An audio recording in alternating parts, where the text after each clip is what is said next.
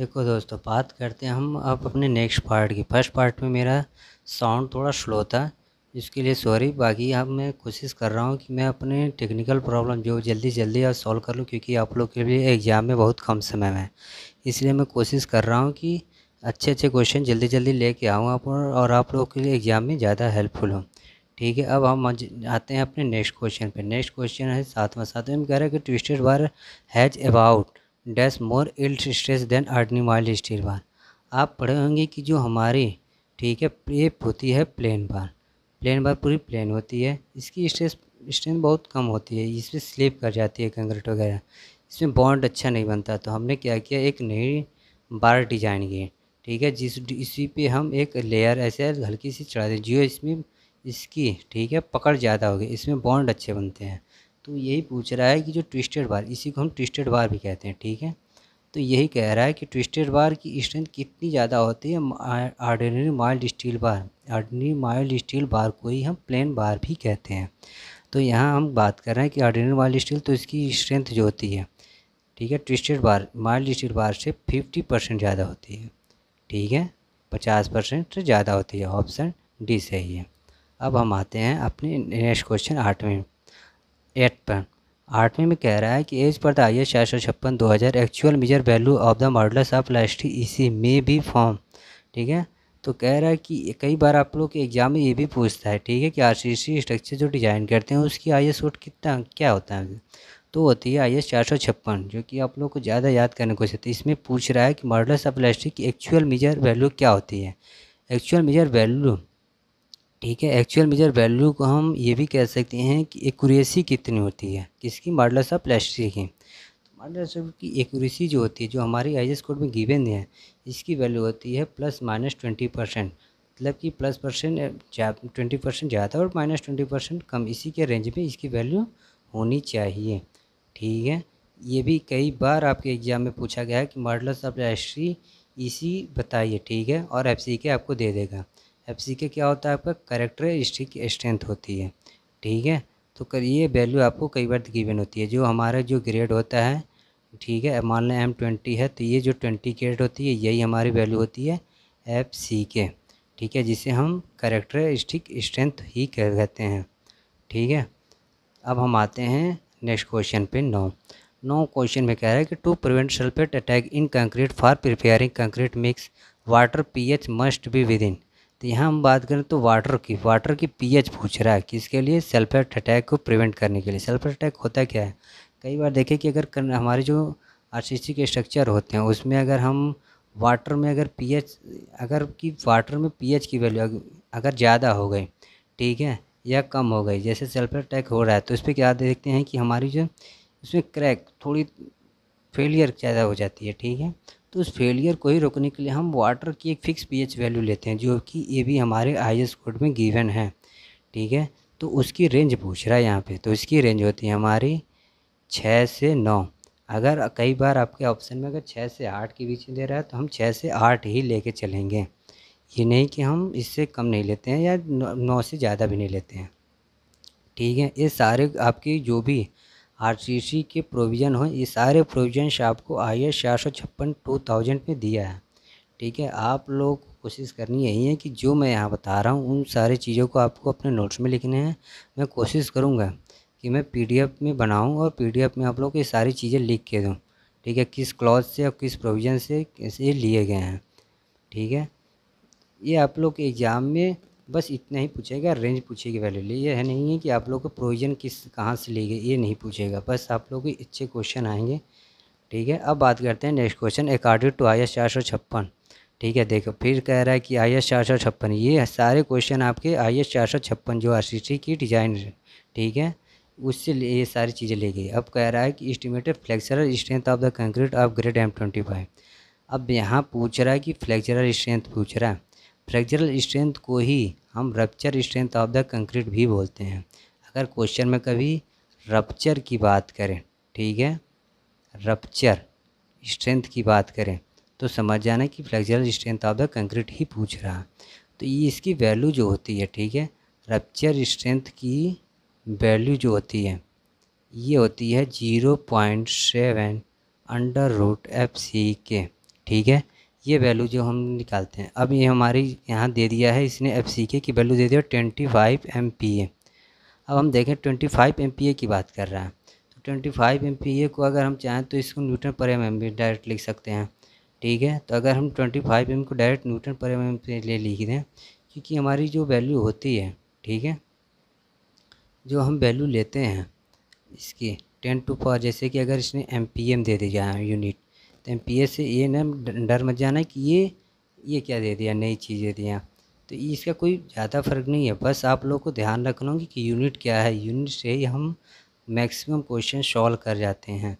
ठीक है, अगर MPa दिया है तो MPa को अगर ऐसे हम लिखूँ न्यूटन पर एम इसको फॉर्म में चेंज करूँ, तो इसको वैल्यू होती है 10 to power M mega pascal का क्या होता है कि 10 टू पावर 6 हो गए MPa। अगर पास्कल का यूनिट क्या होती है, न्यूटन पर मीटर स्क्वायर। ठीक है, अगर न्यूटन पर मीटर स्क्वायर होती है, अब यहाँ हम अगर मीटर स्क्वायर होती है, ठीक है, यहाँ अगर मीटर स्क्वायर को अगर हम एम में चेंज करें, तो एक आप पढ़े होंगे कि 1 मीटर बराबर होती है 1000 mm। ठीक है, तो इसको कन्वर्ट करेंगे तो ये वैल्यू आएगी, नीचे इसकी वैल्यू होगा, अगर एम में हम डायरेक्ट लिखें, डायरेक्ट यहीं मैं चेंज कर देना हूँ। ठीक है, तो नीचे हमारी क्या हो जाएगी 10 टू पावर 6 हो जाएगी, जब नीचे भी 10 टू पावर 6 भी कट जाएगी। तो मतलब कहने का मतलब यही है कि 1 मेगापास्कल बराबर 1 मेगापास्कल होता है 1 न्यूटन पर mm स्क्वायर के बराबर होता है। ठीक है, अब हम आते हैं यहाँ क्वेश्चन पे। क्वेश्चन में कह रहा है कि रप्चर स्ट्रेंथ, बोले तो आपको पूछ रहा है कि fractal strength of concrete. Fractal strength की बात करें तो यहाँ जब हम फार्मूला तो गिवन हो गई, ये भी IS 856 में आपके कोड में गिवन है, तो हम जब ये वैल्यू यहाँ रखेंगे, ठीक है, √25, तो जब मैं इसको सॉल्व करूँगा तो 0.7/10⁵ हो गए। ठीक है, इसको मल्टीप्लाई करेंगे तो इसकी वैल्यू आ जाएगी 3.5। अब यहाँ वैल्यू आ गई 3.5। अब चूँकि हमें तो यहाँ से आंसर हमारा यूनिट क्या गिवन हो रहा है, न्यूटन पर mm स्क्वायर, लेकिन आपके क्वेश्चन में जो दिया है, जो ऑप्शन गिवन है, ये गिवन किस में है, kg/स्क्वायर सेंटीमीटर। अब हम देखें, अब हम इसका न्यूटन का भी यूनिट हम देखते हैं, तो 1 न्यूटन बराबर, ठीक है, 1 न्यूटन बराबर होता है 0.1 kg। ठीक है, 0.1 kg होती है। अब देखें, अब इसको हम जब चेंज करेंगे, चूँकि यहाँ भी स्क्वायर सेंटीमीटर की बात कर रहा है, तो फिर हम इस यूनिट को चेंज करेंगे सेंटीमीटर में, तो 1 mm बराबर होता है 1 सेंटीमीटर बराबर 10 mm। तो हम यहाँ mm स्क्वायर को चेंज करेंगे तो इसकी वैल्यू क्या आ जाएगी 10 टू पावर -2 सेंटीमीटर। ठीक है, अब जब हम जब यहाँ 1 न्यूटन को भी चेंज करेंगे तो न्यूटन की वैल्यू यहाँ से हम रख दिए। ठीक है, तो ये वैल्यू पूरी सॉल्व करने के बाद आएगी 35 kg/सेंटीमीटर स्क्वायर। ठीक है, आप लोगों को यहाँ ज़्यादा 30 मार्क करने की ज़रूरत नहीं, बस आप लोगों को ध्यान देने हैं कि यूनिट क्या दे रहा है, जो यूनिट गिवन है उसी यूनिट को देख के ही हम सॉल्व करेंगे। और हाँ, आप लोग को ये सारे फॉर्मूले आप लोग को याद करने होंगे, जिससे कि आप लोग के एग्ज़ाम में दिक्कत ना हो। अगर ऐसे क्वेश्चन आते हैं कोई भी, जैसे कि आप लोग के डिप्लोमा सेमेस्टर हो गए, या JEE लेवल के किसी स्टेट के एग्ज़ाम हो गए, या सेंट्रल लेवल के कोई एग्ज़ाम हो गए, ये क्वेश्चन आपके नॉर्मली बनने हैं। तो ठीक है, तो यहाँ 10 का आंसर हमारा हो गया 35 kg/सेंटीमीटर स्क्वायर। अब हम बात करते हैं नेक्स्ट क्वेश्चन 11 की।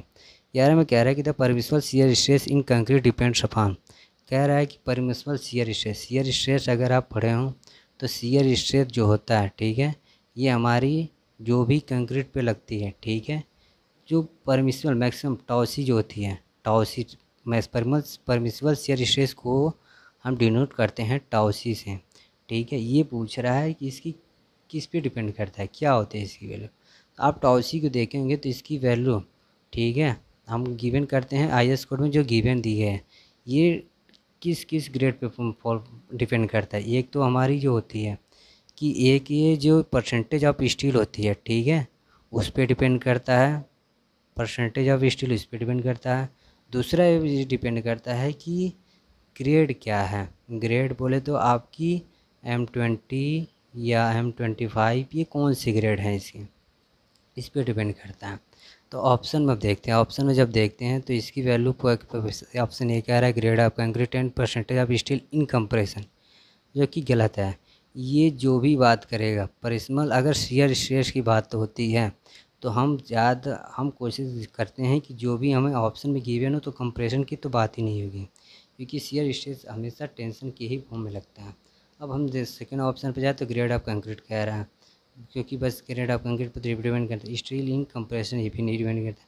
अब हम आते हैं डी ऑप्शन पे, तो यहाँ बात कर रहा है कि grade of concrete and percentage of steel in tension, जो कि यही सही है, जो कि टेंशन में ही बात करती है परिस्मल शियर स्ट्रेस। ठीक है, अब हम आते हैं नेक्स्ट क्वेश्चन पे। ठीक है, नेक्स्ट क्वेश्चन कह रहा है कि what will be the approximate value of elastic modulus. ठीक है, मॉडुलस कंक्रीट ऑफ स्ट्रेंथ, मैंने कहा ना कि इलास्टिक मॉडुलस से क्वेश्चन आपको बनने ही बनने हैं। आपको उसके फार्मूले आई इसको जो गिवन है 5000 अंडर एफसी को आपको याद रखने ही रखने हैं, क्योंकि यही आपके सारे एग्ज़ाम, हर एक स्टेट लेवल के एग्ज़ाम में ये पूछे ही जाने हैं।